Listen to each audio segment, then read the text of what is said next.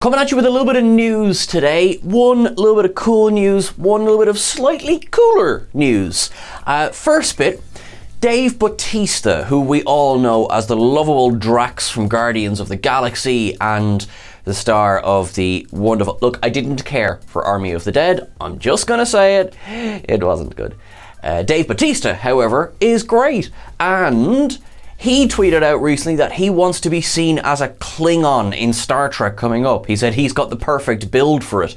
I mean, like, yeah, I'm totally here. It makes perfect sense. Take Dave Bautista, who would probably have to do about 3 minutes of makeup to become a Klingon, drop him into anything, Strange New Worlds, Discovery, an upcoming film, anything like that. I would love to see him as a Klingon in Star Trek. I just think it would make sense, you know? I mean, look, it makes more sense for it to be a Klingon than a Ferengi, put it that way. The main story that I'm here to talk to you about today is that Simon Pegg is apparently working on a Galaxy Quest TV series with Georgia Pritchett.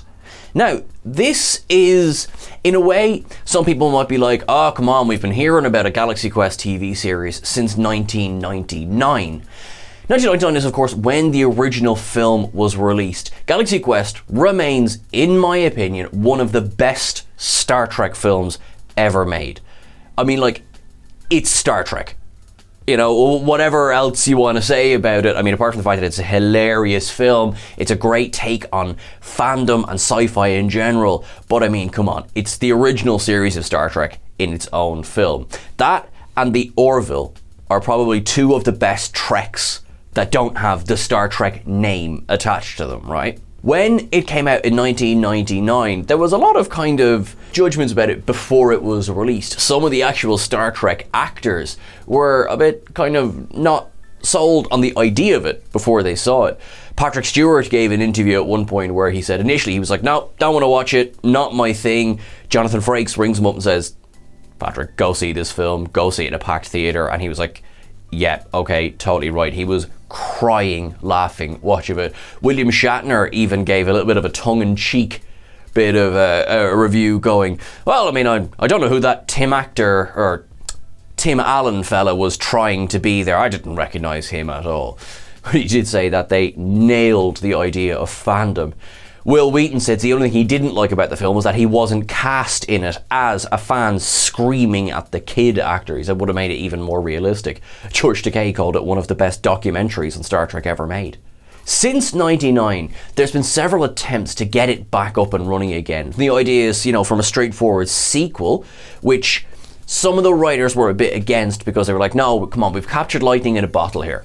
You don't really want to ruin that. And to be honest, like, I can see where they're coming from. I'm not saying I massively agree with it, but I definitely see their point.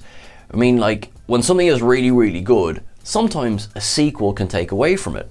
Think about what the Terminator series has done, for example. The first two Terminator films are absolutely incredible.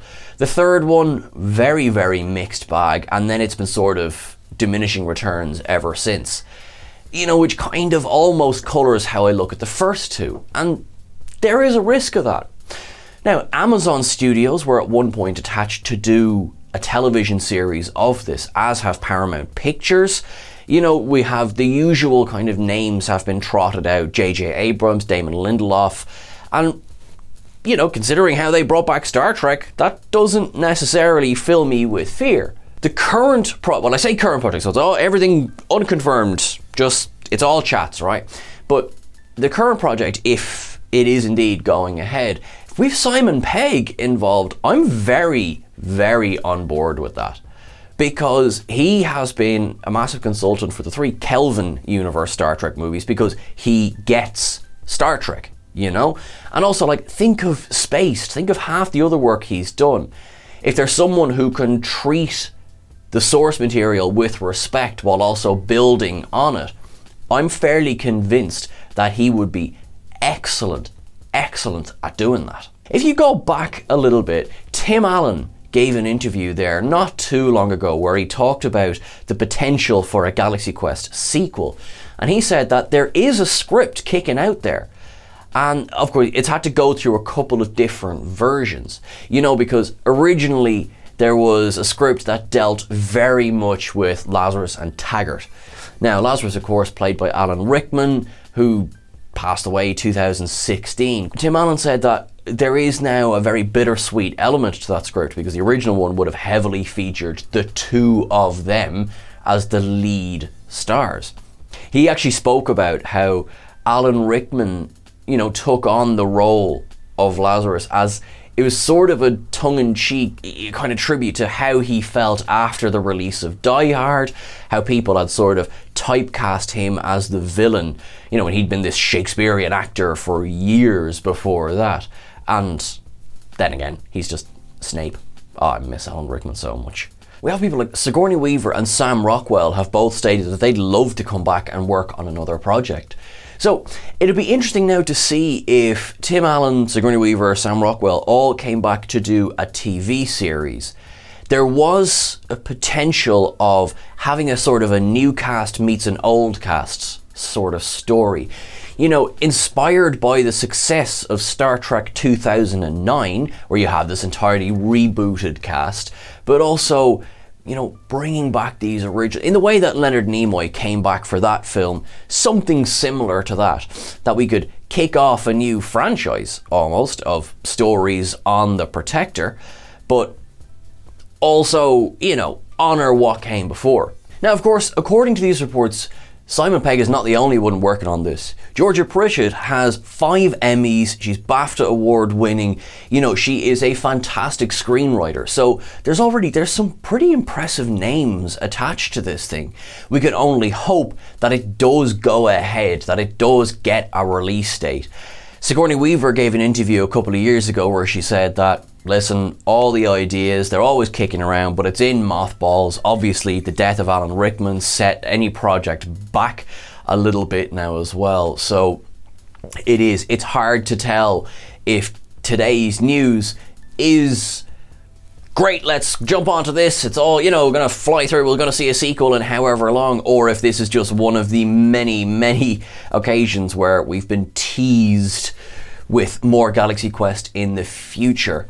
Now, as I say, Galaxy Quest, it's not the only project out there that might be happening. We have Star Trek films slated for 2023. We have more series coming out. We have more Orville coming out. So there's plenty there to be enjoyed. What I will say as well is that while we wait for more news on Galaxy Quest to come out, do yourself a favour and check out the documentary Never Surrender that was released in 2019. It is a wonderful look back on this cult film.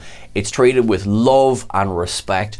Honestly, guys, if you haven't seen Galaxy Quest, go watch it. It is so much fun. I realise I might take some cool hits for this one. In my opinion, it's better than some of the Star Trek films that have been released as a Trek film.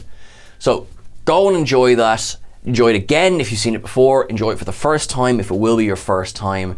And we will bring you any news that we have on an upcoming project as soon as it comes out. If you're excited to hear about this news, or if you're horrified to hear about this news, let us know in the comments below. Please don't forget to like, share and subscribe. Remember that you can catch us over on Twitter at Trek Culture. You can catch myself on Twitter and Instagram at Sean Ferrick. Look after yourself till I'm talking to you again. We'll get back to you as soon as possible with any news. And this time, never give up, never surrender. Thanks, guys.